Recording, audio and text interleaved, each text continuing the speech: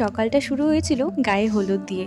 তোমাদেরও কি নিয়ম আছে যে সরস্বতী পুজোর সকালে হলুদ মেখে স্নান করার? হ্যাঁ, আমাদের বাড়িতেও এই নিয়ম আছে।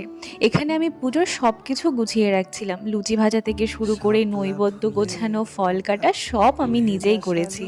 আর এই প্রথমবার নিজে হাতে সব কিছু করে পুজো দেওয়ার এক আলাদাই আনন্দ ছিল। এখন দেবো হচ্ছে অঞ্জলি। সবাই বসে পড়ি। আর এখানে বাবা পুজো করছিল। আমাদের এবারই নিয়ম আছে যে বাবাই পুজো করে। তো আর একটা নতুন জিনিস, সেটা হচ্ছে বেলপাতায় সরস্বতী নাম লেখা। এটা আমি কখনো করিনি, আজকে করে ভীষণ মজা লাগলো। এরপরে পুজো কমপ্লিট করে আমাদের খাওয়া দাওয়ার পালা।